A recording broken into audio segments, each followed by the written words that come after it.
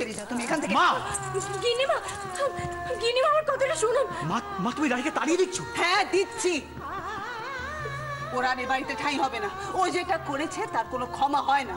চল চলো তুমি এখান থেকে। গিন্নিমা আমার কথাটা শুনুন।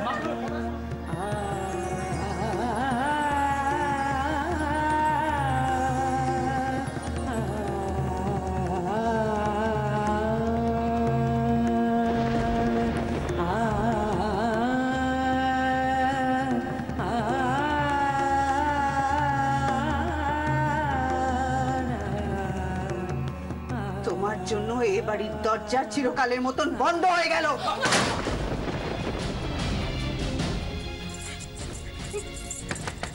গিন্নিমা, আমাকে এত বড় শাস্তি আপনি দেবেন না। আমাকে একবার আপনি ক্ষমা চাওয়ার সুযোগ দিন গিন্নিমা। গিন্নিমা শুনতে পাচ্ছে? আপনি দরজাটা খুলুন, আমাকে একবার ক্ষমা চাওয়ার সুযোগ দিন আপনি। এভাবে আমাকে তাড়িয়ে দেবেন না গিন্নিমা।